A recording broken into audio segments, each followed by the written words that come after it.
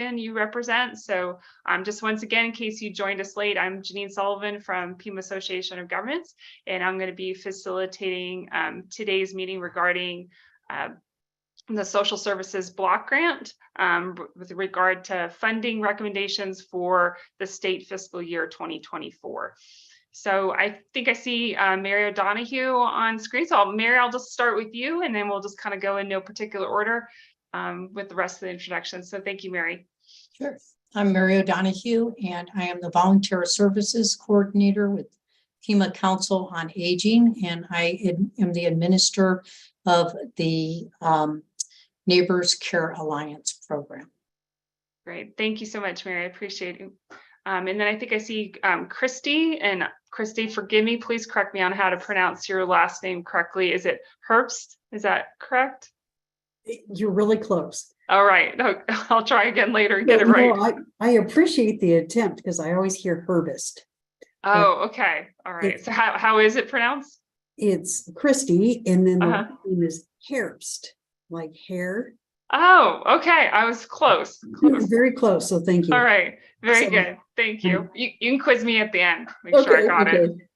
I'm Christy Herbst, and I'm the HR director from Child Parent Centers, and we're located here in Tucson, and we are a Head Start entity. Great. Thank you so much. Mm-hmm. All right. I'm going to see if there's any other participants or members that are joining us. I think I see a few others. I think I see Michelle St. Hilary. Is that correct? Am I saying that right, Michelle? Hi, good afternoon, everybody. St. Hilary, like Hilary. Hilary. Okay. Hilary. And I'm the Senior Statewide Program Director of Child Care Resource and Referral at Child and Family Resources. Great. Thank you so much. I appreciate you being here, Michelle. All right, let me just take a quick look and see if I'm missing anyone. I don't want to miss anyone. I might circle back in case I miss someone inadvertently, just to make sure they have an opportunity to introduce themselves. So we're going to go ahead and just kind of temporarily, I guess you could say, conclude introductions just for the interest of time, and move on to the next slide, if you will. And then if we need to circle back, I'll just ask for some grace in that opportunity to introduce those folks as well. So, so the next part I'd like to cover is about in-kind. And so regional planning efforts are enhanced by recording the time that's donated to us through attendees, volunteers, and of course, any participants. And so we collect that data on the time dedicated to those meetings and activities, and we apply those for use as matching funds for grants and federal dollars. So if you as an individual who are participating in this meeting today, if your salary is paid for with federal dollars, we just ask that you send us an email acknowledging that, so that we don't count the hours that you will, or the hours or time, however you want to phrase it, of this meeting towards in kind. So your opinions and your input and stuff still of value, just can't use your time towards in kind. So so obviously any time spent in preparation for this meeting will be estimated by PAG staff, who have the knowledge of the agenda and of course the meeting materials. And at the conclusion of this meeting, the session report that we have will automatically calculate your time spent in this meeting. And so time spent working on PAG or RTA initiatives, programs, and special projects may also be eligible for consideration for matching funds. And so that kind of encapsulates our intent for in-kind. And so we're going to go ahead and move forward to item number 3 on today's agenda. And so it says information needed to complete evaluations. And so just to kind of put us in a good posture and make sure everyone's on the same page. So our hope for our time together this afternoon is really rooted in taking a look at the proposed funding allocations that came from the Department of Economic Security for the state fiscal year 2024. And so we're just looking for your input about those funding allocations so that we can take that information and provide it and say, you know, essentially what do we feel or what do we think about those particular allocations. And obviously we were a fact and data driven organization, so we want to make sure we have a lot of data or facts to support that. So we'll be looking for your input, your thoughts about, you know, what changes you've seen in our region. And so it's really important that I emphasize and that any information that we're sharing, we're taking it as a regional perspective. For any of the funding categories or services, these are not, we're not seeking program-centric information, if that makes sense. It's more regional emphasis. So what are the regional needs? What are the regional shifts or changes that we're seeing that are pertinent to the different categories related to the social services block grant? And as we kind of peel back the layers of this onion, if you will, I think that'll kind of make a little bit more sense. But just as a good reminder, any facts or information they share should not be program-centric. It should be based on regional need and not individual organizational needs. So we're trying to look at the regional need as it compares to what the funding allocations are. And we're seeking your input about what your thoughts about those particular allocations that have been provided to us are. So we're going to take a look at those funding allocations. And as you might be familiar with the social services block grant, there are basically 4 divisions, if you will, that fall under that arm.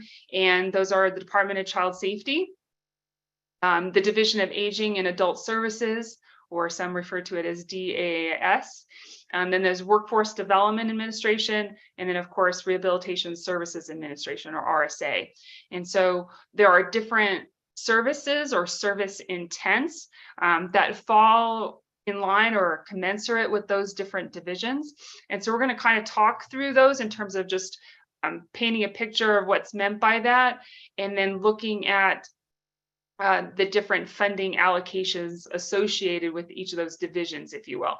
And that's where we'll seek your input, and we'll just kind of go through it step by step. All right, so that's kind of a road ahead.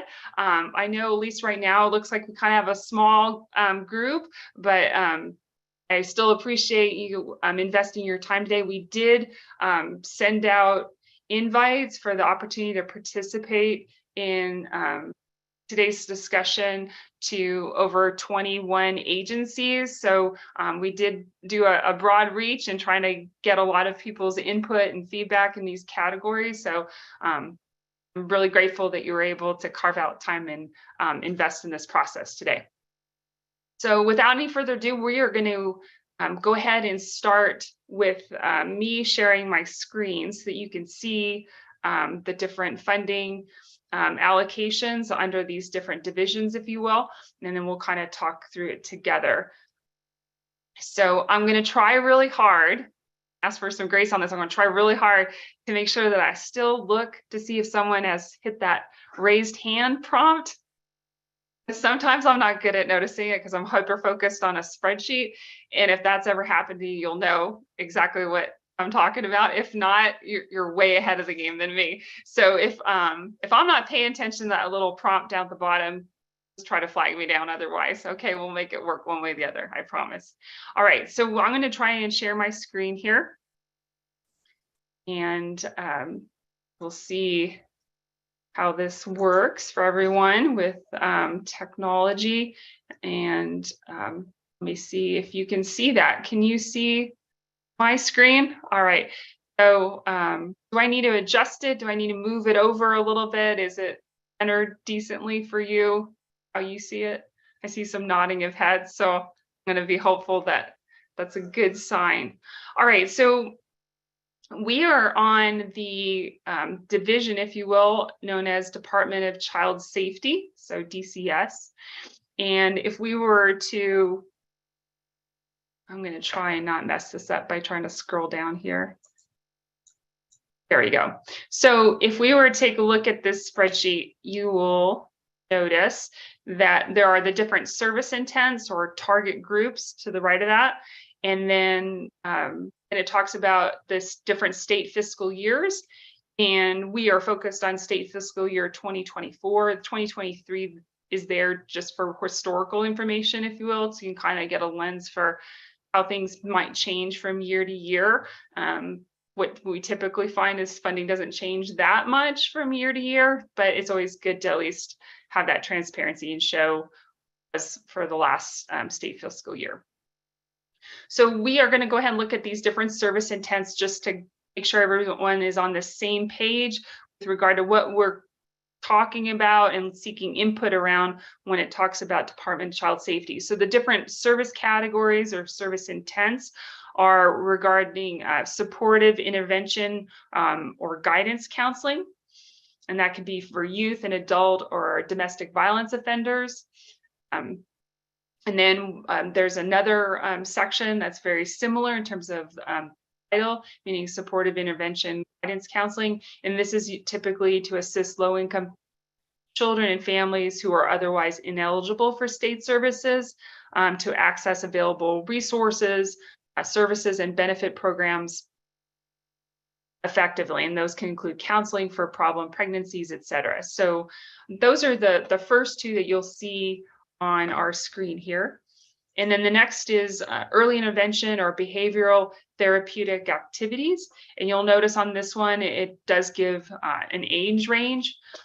So the goal or the aims are to minimize the impact of delays and problem behaviors by children with special needs or any type of behavioral problems by providing learning assessments, support skills to childcare professionals in childcare facilities, and then behavioral therapeutic activities, including intervention and assistance to families and childcare or preschool staff provided. So those are the elements that are part of the service intents for Department of Child Safety. And down here, you'll see the amount of funding that's currently allocated for that particular division, if you will, with those service intents. And you'll see that, there's been very little change between what was allocated for state fiscal year 2023 to state fiscal year 2024. All right, so I'm going to try to just leave that there if everyone can see that well. And so what I would like to do, and of course this is recorded so that we can make sure that we don't miss any valuable input or feedback from you. And I'm going to try and take some good notes, but I'm human. Sometimes I'll miss something, so that's why we record it.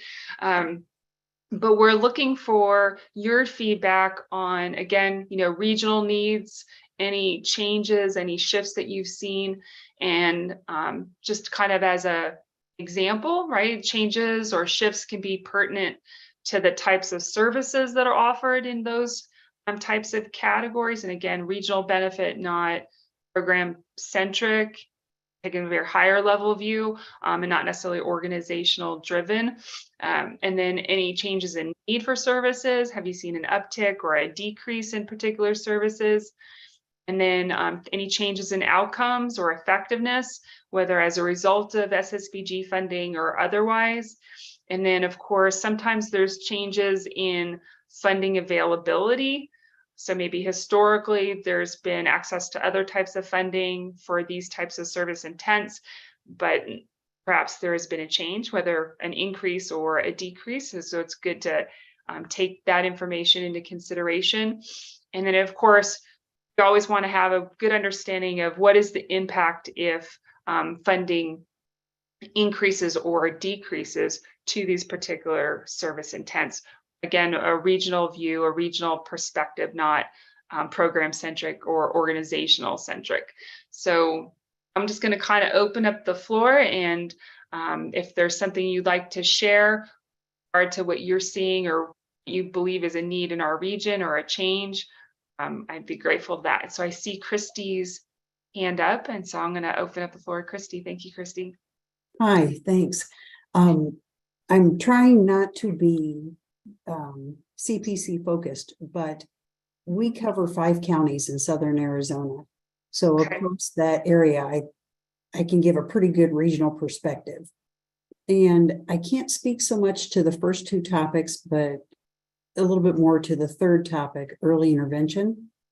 That what we've noticed is kids coming in after the pandemic have required more intervention, more behavioral help, in perhaps socialization skills because they've been home. And I think you'll see an influx there. Since we predominantly have younger kids, that's what I can speak to. I can't speak to the older children.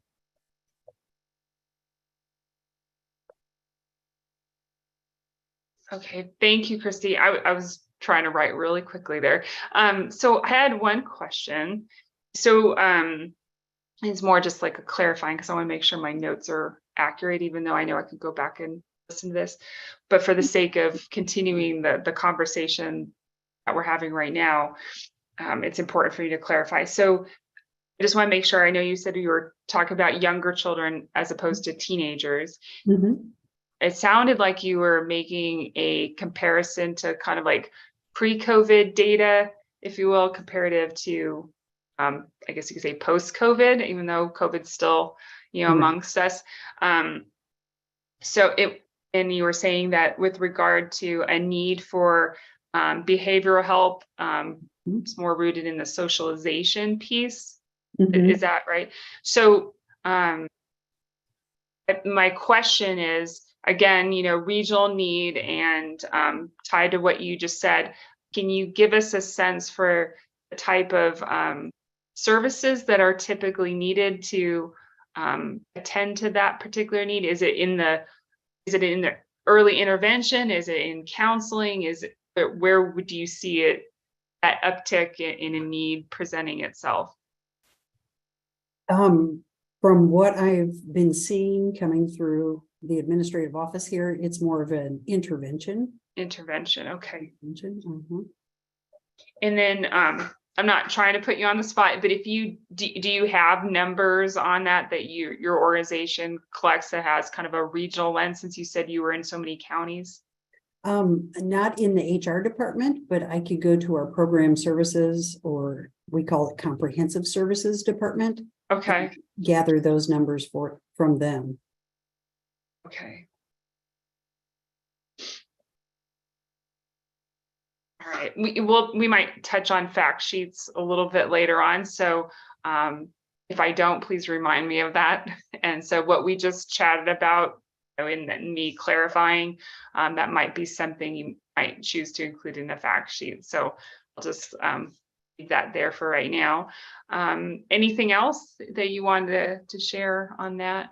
No, thank you. Okay, you're welcome. All right. Any other insights or thoughts, or just shifts that you might want to bring up pertinent to this particular department before we move on to another? Or I shouldn't say department, division. Sorry. Okay, so we are going to go ahead and I'll just double check, make sure there's no one else that's joined the meeting that I'm missing here. Oh, I see Adam. Hi, Adam. Everyone, sorry I'm late. I was having technical difficulties getting on the call. Happy to join. I'm also part of PAG, and excited to be here. Thanks. All right. Thanks, Adam. Appreciate you being here. All right. So we are going to go ahead and move to the next division, which is, from an acronym perspective, is referred to as DAAS, which is Division of Aging and Adult Services. And as you can see, this has perhaps a few more layers with regard to the different types of service intents. And so we're going to go through these with as much brevity as possible, just so that we can make the most of our time together, but not so brief that we don't have appropriate context. How about that? So I know the font can be small on your screens when I'm sharing a screen. So I'm going to give you that as that I'm aware that can be true. So sometimes I will read the information right off the slide, if you will, one as a courtesy, because I recognize the font be small, but also just to make sure that you can help me catch if I missed a particular section, right? Hold me accountable. So we are going to start with the first service intent, which is home care for elderly adults. And this falls under personal care, housekeeping, home health, and shopper services. So clients who are unable to meet all their needs in maintaining a home in a safe and sanitary manner, or shop for their own food, or have insufficient support systems such as family and friends to assist them, would fall under this particular service intent category. And so for the service intent, obviously it's to enable clients to remain in their own homes by providing a level of assistance with essential personal needs and in performing routine household maintenance. And those can include shopping for basic needs, as well as reporting any changes in their particular status, right? Because needs can change. We have another section for case management, which can be a kind of a broad term, so it's always helpful to give some context for that. So for case management, so the hope is to enable clients to remain in the least restrictive setting possible, providing care coordination, including assessment of needs, linkage to services and benefit programs, and effective utilization of available resources, advocacy, and continued monitoring. So that's really at the heart of all case management, but we are obviously, for this particular context of case management, we are, just as a reminder, talking about the Division of Aging and Adult Services. So we'll use that as our lens, of course. And the next is home delivered meals. So to help achieve or maintain adequate nutrition by delivering nutritious meals to the client's residence is the service intent there. Now, emergency shelter is another one. And so it can provide immediate or short-term shelter to persons who are without shelter or a fixed place of residence to prevent homelessness. And now, just as a reminder, for the first couple that we see up here, like case management and home delivered meals, when it refers to ages, you can see a distinct reference to elderly, but then under emergency shelter, you'll notice there is a shift to adults and children, adults and youth, just as a reminder. And the next part is crisis intervention. So to provide emergency shelter to victims or potential victims of sexual assault or domestic abuse to prevent physical or emotional harm. And again, there's both adults listed there, or I'm sorry, adults is also listed there, and domestic violence victims. And then the next part is supportive intervention and guidance counseling, and this is for adults and children. To provide crisis counseling and emergency shelter, as well as assisting clients in stabilizing their situations and accessing other services and benefit programs. The next part is case management, but it is rooted with regard to domestic violence.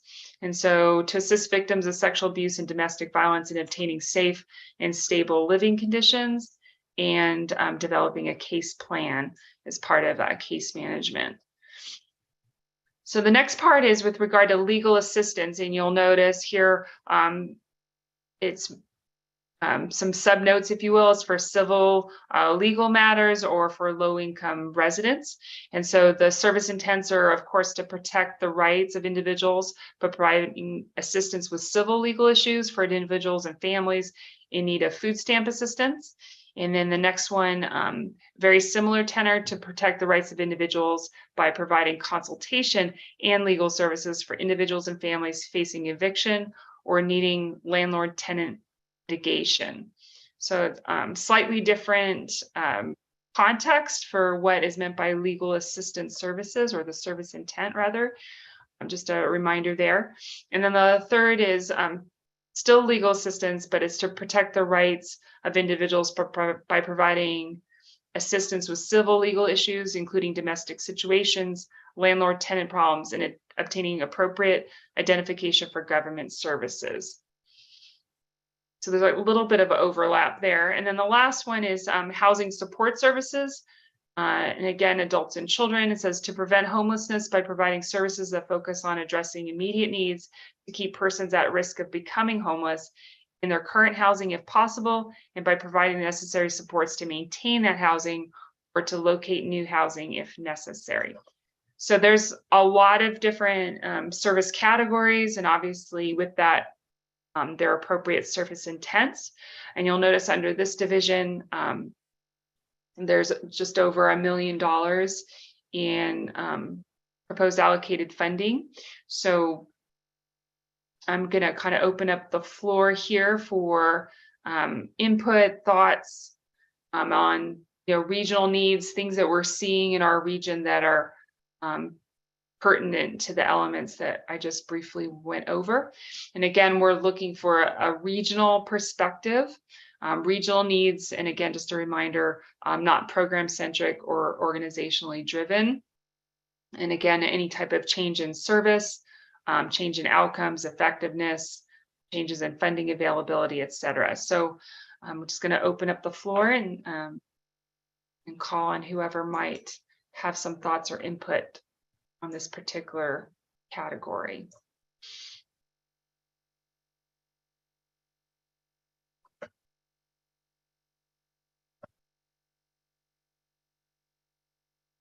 I'm not seeing. I was Go ahead. gonna jump in. Okay. Thank So, you. I mean, probably just stating the obvious, something that Pima Council on Aging is seeing for the population of older adults is the income being stretched in ways that they're not able to meet some of their basic needs. The support of these types of services and then some are pretty critical to helping older adults in Pima County live independently in their home. To be supportive of that. And in terms of, I don't know if Janine, if you're looking for data numbers to help support some things that we see for the region, then I can follow up with that with a few of our department heads. Okay, yeah, that'd be great. I will kind of tie forward to that in a little bit when we talk about fact sheets and see what makes sense. We'll talk about it as a group and kind of map that out. But definitely something to consider for sure. Yeah, I would say that what I hear is, really expressed increased numbers and the type of need being more in the area of crisis response.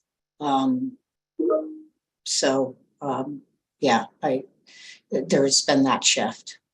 And when you say crisis response, just for clarity, Evictions, avoiding evictions, okay, or being evicted in emergency shelter, emergency food needs. okay.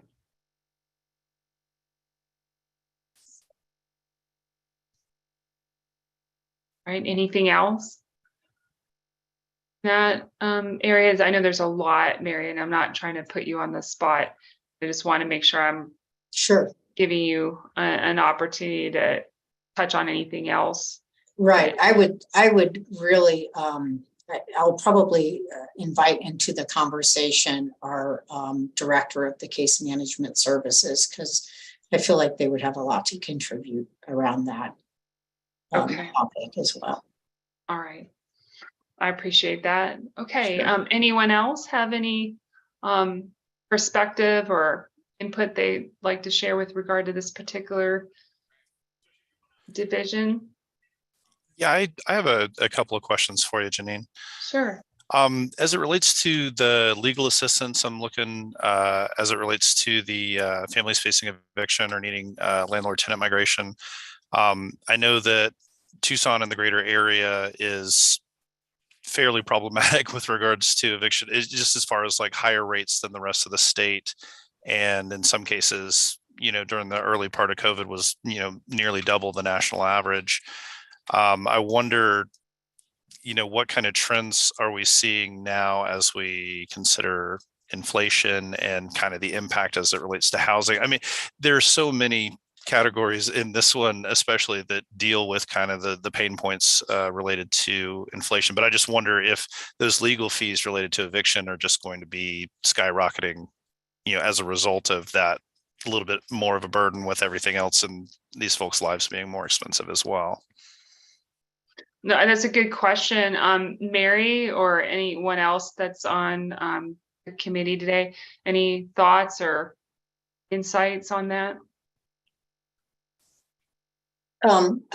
I mean, I think that the inflation and rent increases have substantially impacted the older adults that we see in Pima County, and seeing more or facilitating more as a Mhm. result of that, particularly the increase in cost of rent and cost of housing, but also in food as well. Mhm. So I was just wondering, and maybe Christy, you could share this. I'm gonna click on the DCS tab just for a moment, just so that I have the right word choice in front of me, so I don't misconstrue anything. So when Mary was sharing, a lot of the information about rising costs and budgets and evictions, and a lot of the information that, Adam had mentioned as a question in terms of, what we're seeing here comparative to other parts of the state, et cetera. I know that in our state, there's a lot of children that are living with their grandparents, right? Then there's also a lot of families, due to various challenges or reasons, are in like multi-generational households.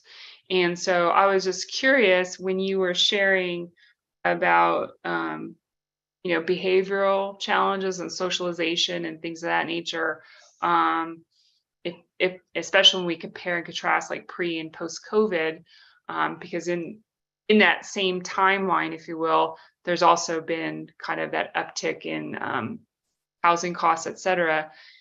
If you have any data, so to speak, that would suggest that that there's perhaps a correlation there, that with some of the challenges that some of the elderly are facing with budget constraints, for those that are raising their grandchildren, that's part of also seeing kind of that early intervention piece, or maybe not. I don't know. It made me think of that. It's just, when people are navigating challenging economic times for whatever reason, lean on family, they get resourceful, right? So I'm just curious if there's any overlap there.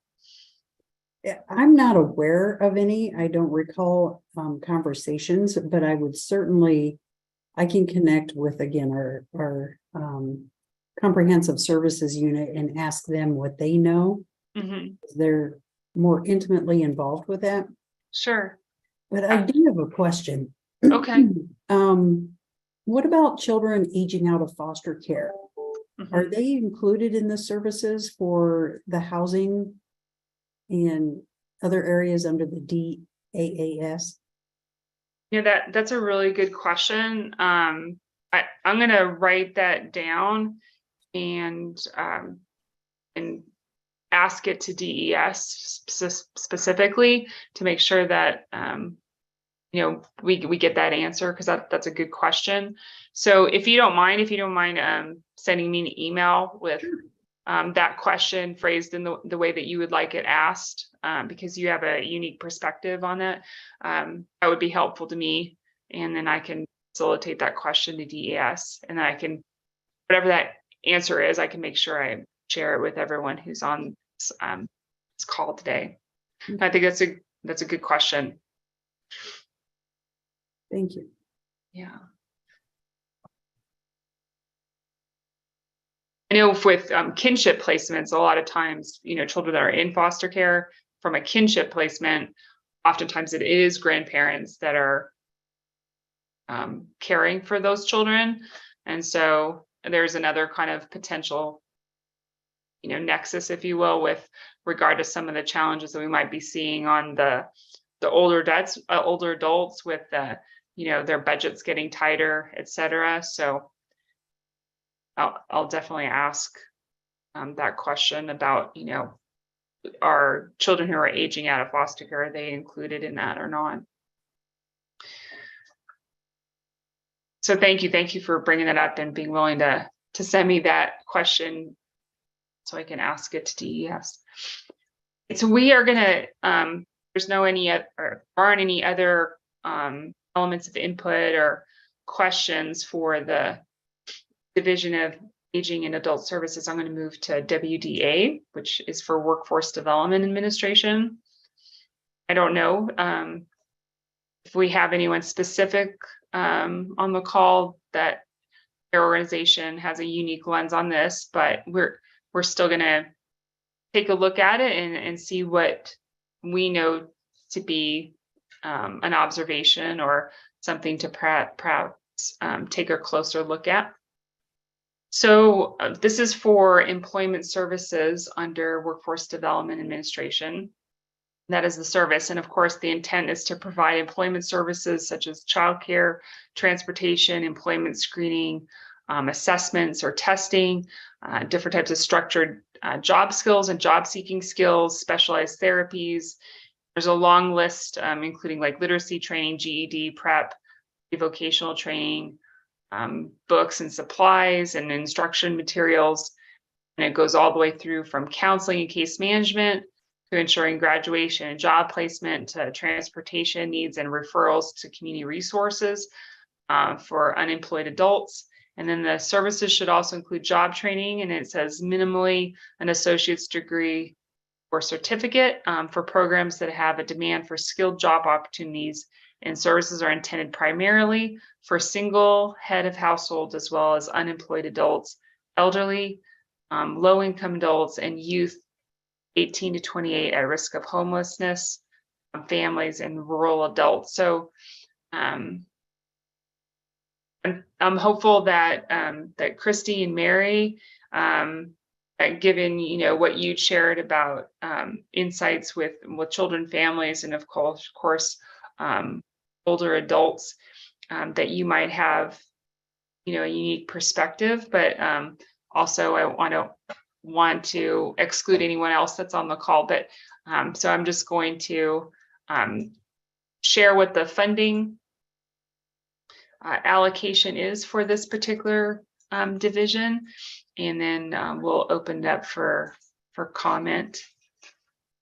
And so for this particular division, it's perhaps the smallest, or is the smallest, right? It's $41,708. So Michelle, I don't know if you have any thoughts or insights on this, but I'm just going to open up the floor to those that are on the call right now and see what insights or thoughts we have, or perhaps even just questions that need to be asked. I think something that's just helpful for everyone to keep in mind is that the needs are far greater than this funding source. So as we're having these conversations, are we advocating that we're going to move and reallocate funds from one line item or one category to another? That is part of like this process, right, for us to consider. But when I think you think about the bigger, Janine, you talked several times about considering the needs of the region. Right. And we know that the needs are not going to be solved by these amounts of money. So it's just something that to consider, that a lot of the funding that's already allocated to these categories are supplemental to a lot of the other services and programs that are going on and that may be available. If you're talking about like the DCS, like getting back to that strategy with the early intervention, that's services that are occurring at the childcare level, right? So those are interventions that are being provided, across a broad landscape of childcare, like not just within Head Start. So like Head Start would be a category that I would consider that they have a lot of these services already in place. You're serving a specific demographic, and these are people that fall within the gap. Right. Head Start does not fall within the gap when you're looking at the full landscape of childcare. These are more private based, your little moms and pops that don't have a children and nutrition services department, that don't have, child development department, that don't have like the holistic approach like Head Start does. Mhm. There has been a considerable amount of funding that has come into the state through the ARPA and the CARES Act fund. And I don't know what it looks like in other categories in terms of like the Division of Adult and Aging Services or Workforce Development. But I do know in the childcare that we're heading for a fiscal cliff. Once 2024 comes, that funding is gone, and if it hasn't been spent, it goes back, right? Like we don't get to keep it, beyond that. And so I just feel like it's important to frame it in that context of, fully understanding like the whole landscape of what is out there is important. But the reality is this is peanuts compared to what the need is. Mm-hmm. No, I think that's good feedback, and it's a good reminder as we have this discussion. And we're seeking input on the funding allocations. So to your point or question rather about, potentially requesting shifts in funding allocations, if you will, right? That is an input or an element of feedback that can be provided, right? You can acknowledge through input saying that, the need is greater than the funding that is presented, and and share the numbers, the data that supports that, and a lot of the concerns that you just mentioned, right? And make sure that an adequate landscape is articulated in that. So, and like I had mentioned before about, kind of like a fact sheet, if you will, to have kind of the data and the numbers before it or for it.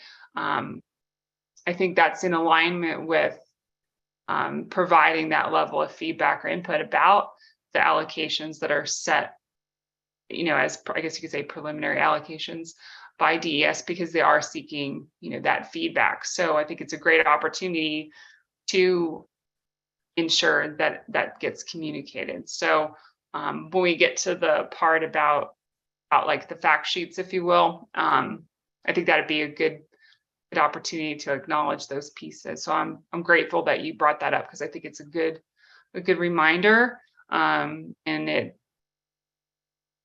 plays well into the level of detail and input that we're seeking on these recommendations, because it is a regional need, and we need to be honest with ourselves in terms of what we're looking at in terms of the needs of the region, and is currently what the associated funding is marked for those particular elements. So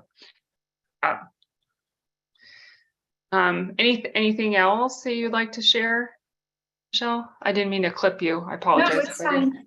I Okay. think that we have seen some really great outcomes, specifically with like the county is now supporting scholarships for children ages 3, 4, Right. and 5 Mhm.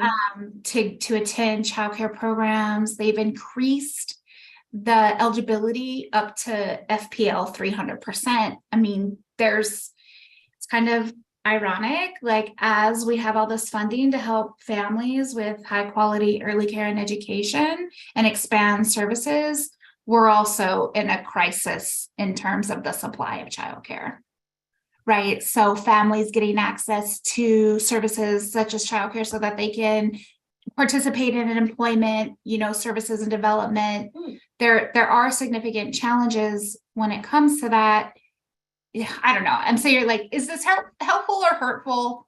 It's probably a little bit of both, right? But I think that the great, like the thing that I appreciate about SSBG, and I realize I'm just repeating myself now, is that these are filling in those gaps. There are still gaps that do exist and have been created as a result, of the pandemic, in terms of like, grandparents taking care of grandchildren. Yes, that, continues to be a trend that we see happening. But there's also like supports that they get for childcare. There is money, whereas like prior to maybe like 2012, there wasn't as much funding to help those families. But now through DCS and even through employment services, if we're looking at Pima County as a region, there's lots of money there is, at least until 2024, there's money to support, and then probably beyond, because there's been increases in federal funding that come into the state through the Division of Childcare at DES. And they're Okay. doing a better job of aligning, what they're doing with their own Arizona at Works programs.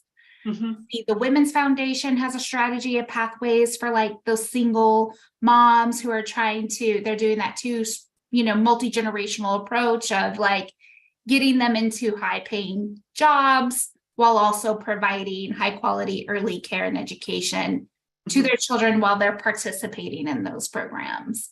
Pima Community College reopened their childcare program as a result of PEEPS, and we're seeing that it's underutilized, that it's not, Head Start has expanded their services, days and hours, right, Christy? Like you guys have expanded, and part of that has come from that funding. So it does feel like there's some like, have we solved all the world's problems yet? No, but at least we can have peace of mind knowing that, there's a lot happening on that side.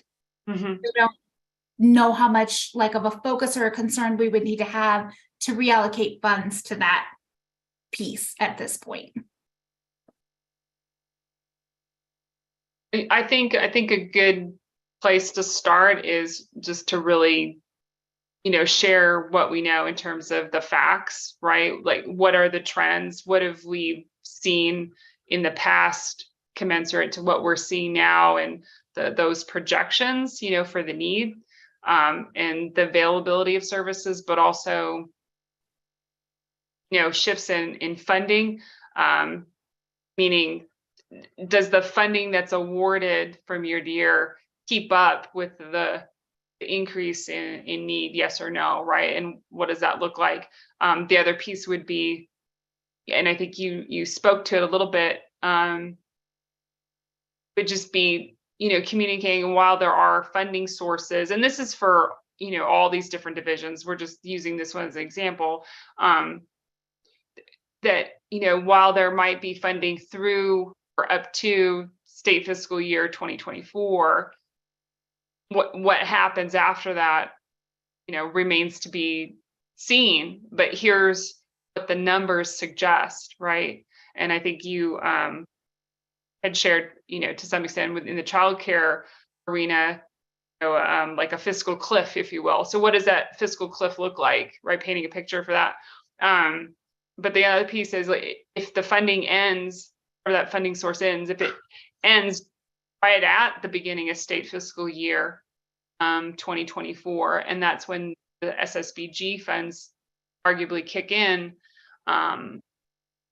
what does that look like, right? Is the need even greater than what we realize? Because, if we were assuming those funds continue, that paints a very different story than if the funds aren't going to carry through, state fiscal year 2024. So I think just having the facts of what our region is up against, good, bad, or indifferent, is helpful, but definitely having information behind it, funding changes, et cetera. And just like you had shared, is just painting an accurate picture of what the road ahead looks like in our region. And that's for all of these different divisions, and just acknowledging that in many cases, the need far exceeds, the funding that's available. And if it makes sense for monies to move from one section to another, the data should prove that is a requirement, right? That's what the evidence should suggest, so to speak. So I think it's good that you mention that, and then we bring it into the fold, because for all of these different divisions that we're going to talk about, those are the things that we want you to provide your input around, right? So that those kinds of decisions can be made at some level, right? And that's why we ask for the input, is so your input gets put into that decision-making process for DES. Yeah, and there hasn't been an increase in funding in SSBG. Like, when's the last time that this grant has had an increase in funding?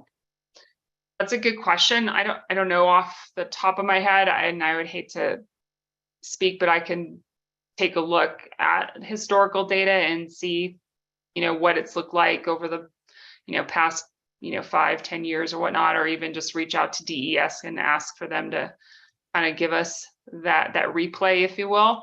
And then try to get that information out as well. I'll write that down.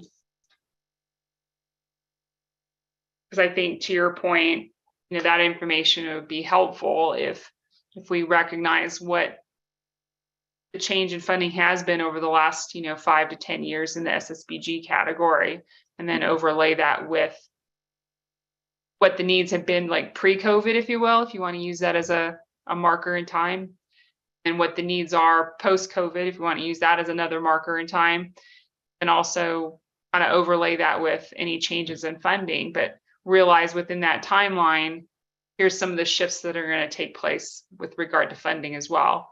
And I think just giving the people that make these types of decisions the right information on how it would impact our region is helpful and valuable. So I wrote that down so that I can ask DES that question and see if we can get that information back in a timely fashion and share it with the group. So thank you. It's a really good question. Can you just remind me too, this is federal funding, right? These are federal dollars that flow into the Department of Economic Security. Like, this is not state. Right, it's federal pass-through This is dollars, federal. I think is how they articulate it, federal pass-through So dollars. if there's an advocacy opportunity to increase funds, we would need to do that, like at the federal level. It's just what I'm thinking about, right? Because I'm like, I think this has been pretty flat funding for a while. Yeah, my understanding is it's federal pass-through dollars. So as far as, the path for advocacy in certain fronts, that's probably outside of the scope of this conversation. Right. And probably not my place to say, because I'm not an expert in that. But I could point you to the people that are the experts in that, essentially, but outside the scope of the agenda for today, for sure. Well, my understanding it is pass-through funding. Federal dollars, to answer your question. Right. And as we go back to our jobs and the many different hats that we wear, I mean, advocacy is one of those. So sure. Yeah. I think the last thing that I really want to say is like the housing crisis really overshadows every single one of these categories, whether it's a family or children or elderly, aging adults. That is the one area that I would definitely like more data and information on, and was actually thinking like it would be helpful to have someone from the homelessness, population and even the shelters. And I know you said, you sent this out to everybody, like I recognize that. But they're in just thinking even about those fact sheets, like, for example,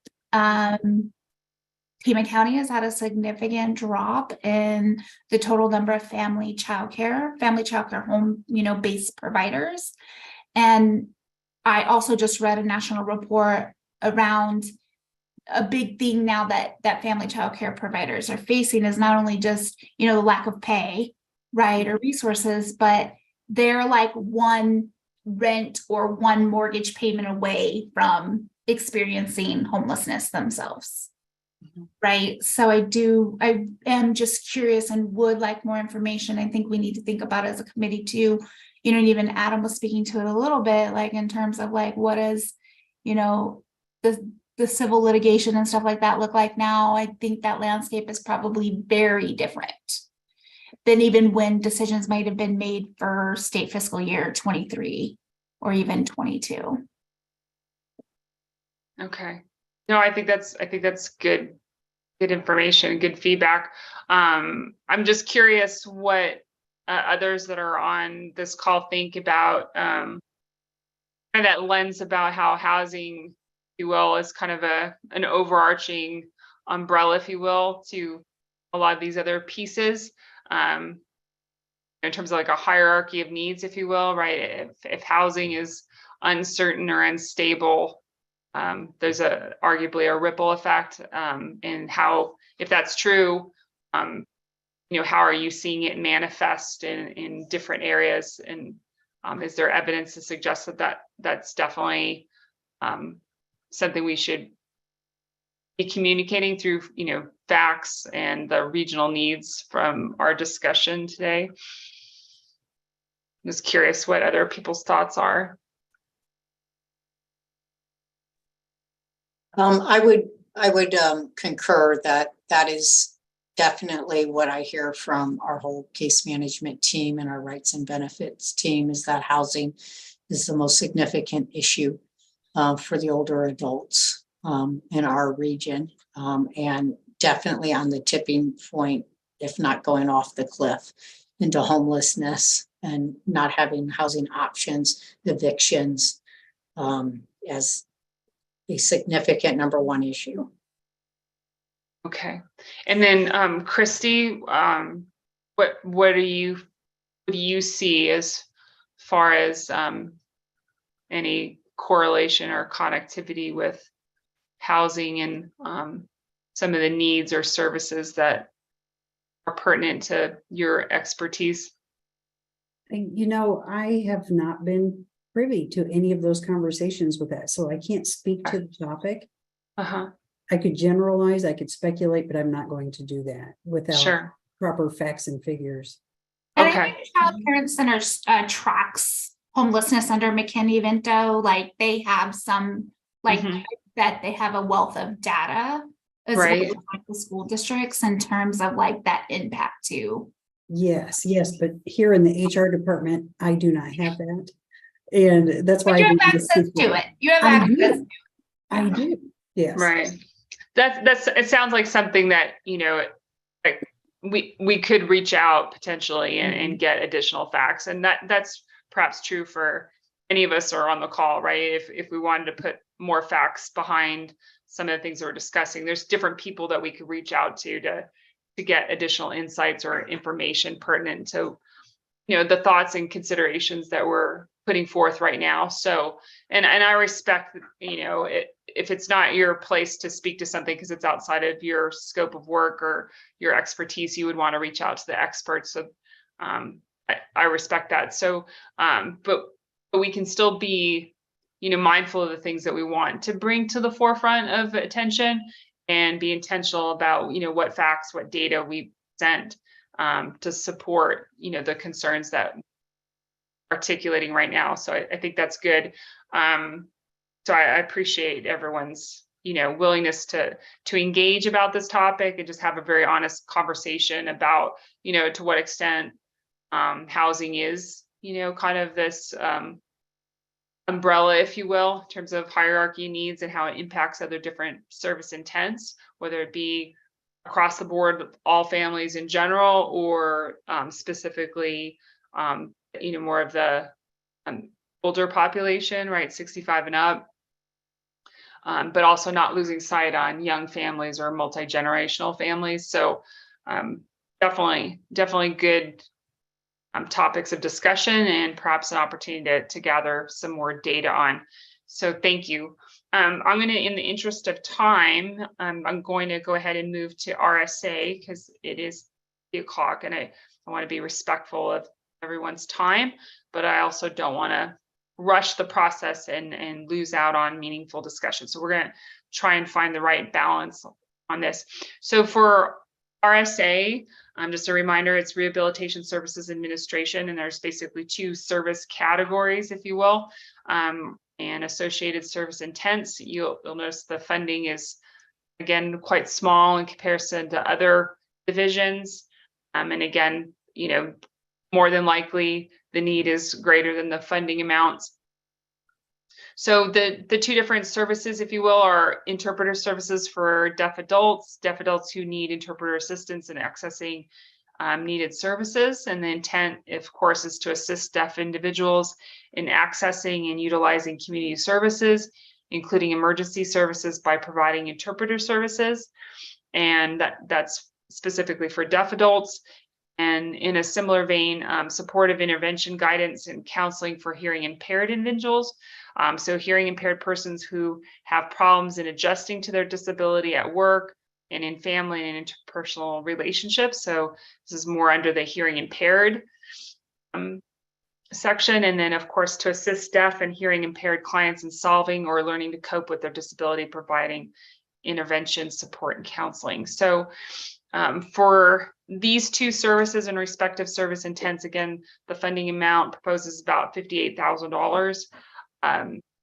Because it does talk about hearing impaired and deaf adults, you might see some of the needs present themselves in some of those other divisions, right? So if you're talking about an older population, perhaps you might see more of a need for the hearing impaired component, but in the same breath, you might also see it with youth for different reasons. So I don't want to completely exclude a population or a group of people and make an assumption. So it's going to throw it out there to see what you know to be true or what you believe might be true, or just good questions that we should be introducing into the conversation about, these particular services. So just going to open up the floor. And if anyone has any comments, just feel free to share. And this might, go ahead. Oh, I'm so sorry. No, you're good. I just wanted to ask, it seems to be targeting just one group who may need rehabilitative services. What about visually impaired or some other impairments? Is there a reason why they aren't included? I don't know the answer to that question, and I'm writing that down because I think it's a good question.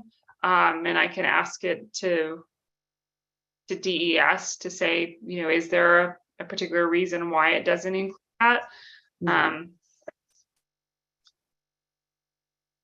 Because I know there are organizations within our region that focus on both or just one exclusively, like that's their expertise. For example, like Savvy, right, is more for visually impaired. But then like Catholic Community Services, I believe they do a lot of work with the hearing impaired and the deaf community. So, and there's other organizations. That's not an all-inclusive list, but just as an example. So to be honest, I don't know why visual impairment's not listed, and it's a good question. So I've written that down to ask. So it's a good question. So Mary, I'm not trying to put you on the spot, but do you have any insights or thoughts regarding the needs in this space, just given the relationship with PCOA? I don't mind being put on the spot. I'm sorry, I cannot come back with a robust response, however. And that would be something I would definitely be able to inquire with another department for some feedback. Okay, that's fair. And I think sometimes it's like who comes to the table, who engages in this process, who's advocating for various services. And so, Janine, I know you talked earlier about like kind of looking at historical trends, and this probably landed on here somewhere at some point, Christy, and like it just hasn't, it's obviously a need, but you're asking good question. Like now, what about a more inclusive strategy that would support, beyond deaf? So. Okay. Good point.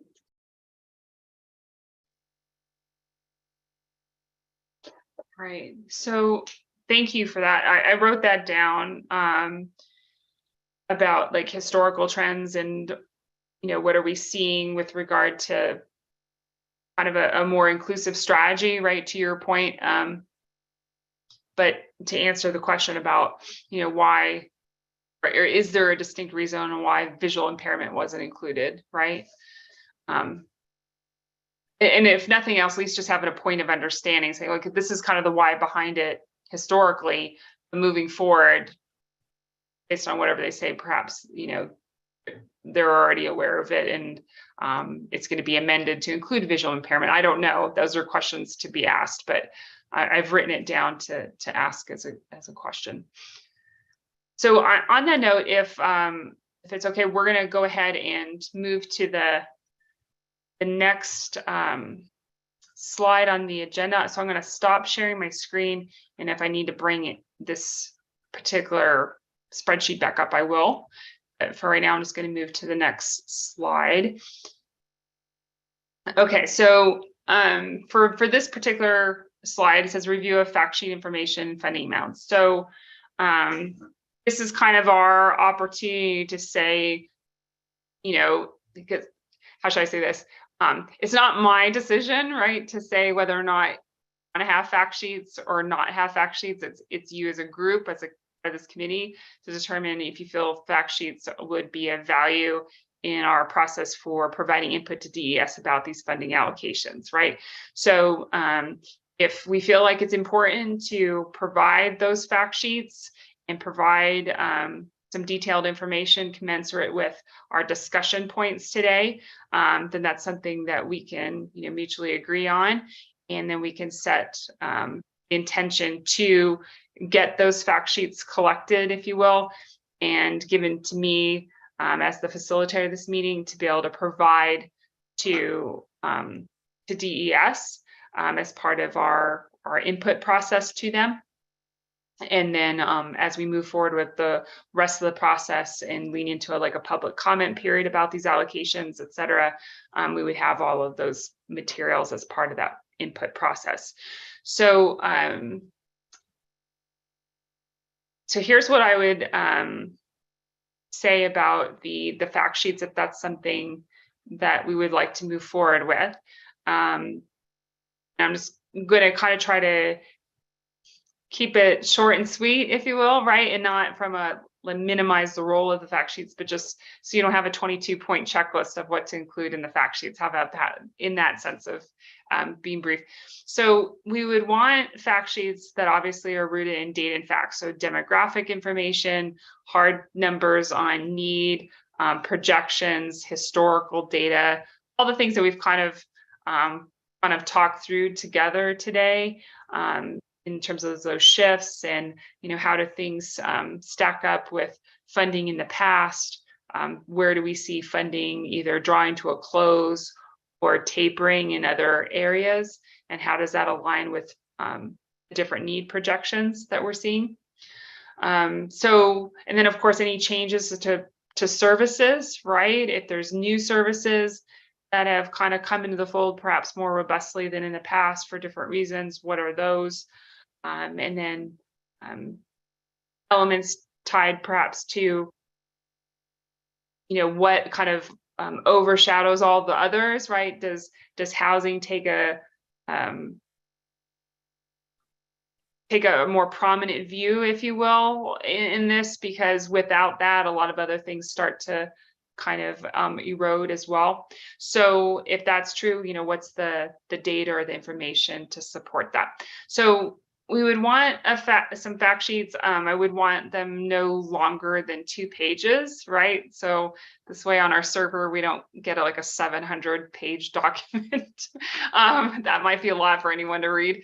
So I would say encourage it to be a 2-page fact sheet at the maximum. And obviously, whatever the facts are, again, I'm going to sound like a broken record, but regional need, high-level view, not program-centric. Obviously, I know there's going to be a little overlap as far as organizational information, because that is what you do. You serve the region, right? I understand that. That part's not lost on me. But we just have to walk a very fine line, because otherwise, at a certain point, it could get misconstrued as a conflict of interest, and we don't want that. So we have to walk a fine line, right? So the other part is making sure that whatever data or facts that we're presenting, commensurate with what we've discussed, that it's deeply rooted in an issue that's eligible to be funded through SSBG. And so that's where we're going to have perhaps an opportunity to kind of separate some things, and I'm going to say that because, in lack of a better word, so we brought up, here's my example, so bear with me. So we brought up visual impairment, right? Which is a valid question. So we're still going to ask that question, right? So make no mistake, we're still going to ask that question. We're still going to bring it to the table in terms of, this is part of the input, part of our process that we got when we reviewed these funding allocations. However, as it's written right now, right, visual impairment needs is not written as an SSBG funded element, right? So So I have to walk a line on that. So I'm just going to reiterate that it needs to represent an issue that's eligible to be funded by SSBG. So those are the things that we would want to stick close to. And then make sure I'm not missing anything. And then the fact sheets should not advocate, and that might not even be the best word choice, so I'm going to ask for some forgiveness, for any one target group, right? So again, focusing on a regional need. And I know that's a little slippery, right? Because like if your wheelhouse is, you know, an elderly population, you're like, well, what am I supposed to do, right? Like that's kind of a target group, right? The definition of a target group, I think, is a little bit more granular than that, right? That I think aging or elderly population is still broad enough, right? And it's a regional perspective. So I think that the easiest way to explain hope is that it's still regional need, not program centric, right? You're not solving for your specific program. You're solving for what's the needs of the region. What do we see holistically, if you will? And I think we've done a great job of having discussions that are rooted in a regional need and not getting into the layers of a very program driven component. So let's stick to that when we put together the fact sheets, if you decide to submit one. So again, 2 pages is the maximum amount. Hopefully the facts tell the story, right? So we don't need an essay or anything like that. So I'm not really sure how long it would take you to put that together.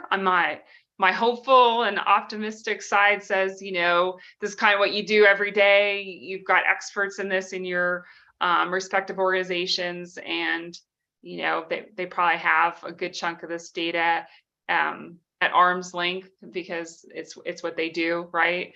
So I'm hopeful we can have a pretty tight turnaround on it. So let's can we do this? I'm going to be really optimistic. How about that? Can we solve for close of business on Thursday? Do you think we can try to get a 2-page fact sheet with some good data on them by close of business on Thursday? Is that too bold? I think I need some more clarification on, so in my previous experience, you know, so you had like the Division of Child Services, Department of Child Safety.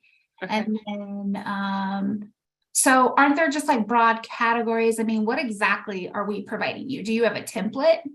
Like if you had a template that you shared? Yeah, like, I could do that. Be helpful.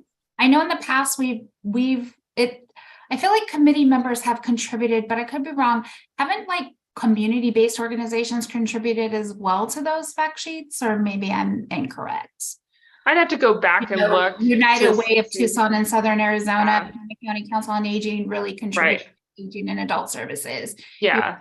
You know, Primavera and other like homelessness-based organizations contribute and emerge, and you know, so just kind of curious, like, aren't the community members informing the committee? So like, for example, we're all bringing a different knowledge base and expertise. That's the intent and purpose of the fact sheets, is so that not only DES, who's funding this, but also this committee who's making those decisions have the most informed and, you know, as much as possible, right? Within like a 2-page, like you're saying. Sure. You know, that's the goal, right, of the fact sheet. So are we responsible, or are we going to reach out to community partners? I think you can reach out to community partners. I think that would be appropriate. But let me put together a template, because I think that would be helpful, because this way everyone has kind of the same guidelines, if you will, and no one's reinventing the wheel, right? You're not investing time trying to reinvent the wheel. And then also, and I can probably kind of set it up with more detailed instructions, if you will, than just kind of this high level 5-point bullet point list of what I want in a fact sheet. And that give you also like some tools in your toolbox, if you will, especially if you're going to delegate it out to somebody else. You're not trying to characterize what, Janine Sullivan said in 5 sentences or less. You got a little context there. But then also if you needed to forward it to someone else outside of your organization saying like, hey, I could really benefit from your wisdom and your help and your insights. Here's what I'm trying to put together. Here's the template. Can you, offer that and plug it in, and we'd be grateful, right? So I think that would be it. And I'm just curious too, I don't know what your organization uses, but a lot of times when we're working on these collaborative sorts of documents, if there's a Google Doc, like Christy and I are going to be tripping over each other. We have access to similar data, right? And information. Yeah. So like we would essentially collaborate. I don't know if you have Microsoft 365 or like Google, where we're just collaborating and the same document would really help meet that timeline, I think, too. So let me see what I can do to help facilitate that and make it just easy on everyone. And if there is a platform or a tool where, like you said, we're not just, wasting time or being inefficient in our methodology or, duplicating efforts or just stepping all over each other, that everybody just kind of has one place to land and can upload stuff using the template or what have you. That'd be great, because this way we could be more far-reaching. We can make sure our data is not only intentional but concise and meaningful, and we can make the most of our time that way. Because I know we're all busy, right? We all have full-time jobs doing different things, and building a template on this stuff is not your full-time job. So we want to make sure we're respectful of that. But the whole point of doing this is to get input. Not necessarily making funding recommendations, we're just getting input on funding allocations. So we don't really get to decide anything. We just get to provide input on what we think of the allocations that have been proposed by DES for state fiscal year 2024. So just want to make sure that part's clear. We're just collecting input on the allocations. So yeah, it seems it'll help support that. What's that? It seems like this process has changed from my prior experience, because that was what the purpose intent of this committee was to say, we want to shift 10% from, the legal assistance for, like, there were 3 categories. So let's say we were going to shift them from one to the other, or so you are saying now DES sets the funding categories? I'm saying we're providing the input. So if your input is that you think X% should be moved from A to B, that can be part of your input. Okay. But you would need to have facts that support that. Gotcha. Do you see what I'm saying? Yeah. Yes, I do. Yeah. Thank you. Right. As a facilitator, I can't tell you, what your input should be, Sure. or could be, or will be. That's for the community to decide what their input is. But because we're a data-driven organization and we look at regional needs, I have to do my job to say it's important that we look at this from a regional perspective. We have to make sure we don't have a perceived conflict of interest, and that we did try to collect the data that supports whatever the input is in relationship to these funding allocations, right? So we're not saying like, well, we just kind of feel this way. Like, Yeah. We might feel this way, but there's probably some data to support that feeling, right? So what is the data that supports that? So Yeah. is that helpful? Is that No, good? yep. Okay. Yep, All makes right. sense. Thank you. Yeah, you're welcome. All right, so I think that's good. So my homework, let me just make sure I close up with a good recap of sorts. So my homework is one, the template and the platform, if you will, for us to kind of massage this in a most efficient manner. I would still like to solve for Thursday close of business. If we can make that happen, that would be fantastic. So I will be highly motivated, right, to get this put together, meaning the template and the platform. So I'm going to ask DES a couple questions, one of which is, kind of the why on hearing impairment, but not necessarily visual impairment, right? The historical trends in funding, like where has it been 5-10 years ago for SSBG funding up through now? And then obviously tying back to the hearing impairment versus visual impairment being included in one of those categories. I'll kind of also embed in that component about like, is there any other kind of inclusive strategy within that? If there's other pieces that are missing that should be in there being considered. And then I know I asked a couple of you to send me your questions so that I would phrase it correctly in the way that you wanted it to be articulated, so I don't present it poorly. I will present those questions as well. So if you can be helpful to me in sending me those questions or any others that you want me to ask, please send them to me. So it's gsullivan@pagregion.com. That's the best way to reach me. And I think that's it. Did I miss anything? I'm looking at my little cheat sheet here that I wrote down things that I needed to take up to DES. That's it. All right. What was the email again? gsullivan@. Pagregion.com. Okay. Yeah. You might have my email already in your inbox from when I sent kind of like the invitation, if you will, that says like for you to be a part of this committee, and then you got a separate invite with the Zoom link. Mhm. The original email was sent from me, so hopefully you have one in your inbox from me. Hopefully I didn't get kicked back, but sometimes that happens and you get routed my email through somebody else, so I don't want to be presumptuous that you have my email already. So, all right, so we're going to go and move to the next slide on the agenda just to make sure that I'm not missing anything. So I'm going to ask my team to, there it is. Okay, so funding prioritization and recommendations. So as we collect the fact sheets and get the rest of that input, that will lean into what you were saying about, you know, potentially making a statement to DES about, you know, shifting funds or having an emphasis of our prioritization on certain service intents over others, I guess is perhaps one way you could articulate that as a part of this process. That is where we're at now, right? Is making sure that we ask the right questions to DES to be able to feel confident in the input that we are going to give them.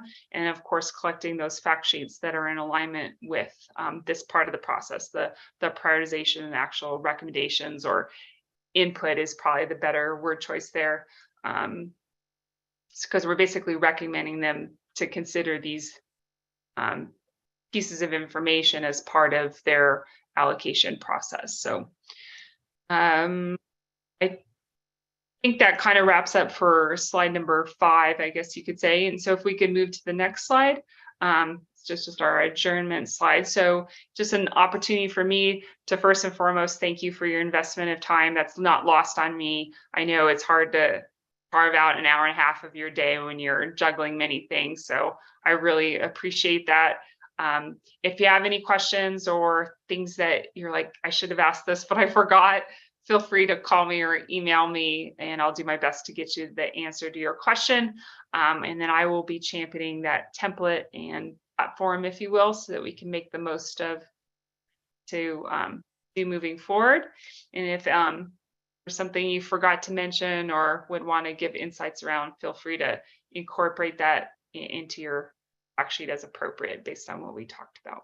So thank you so much for your investment of time today. It was nice to meet you face to face and see everybody's smiling faces today. So I will give you the rest of your day back.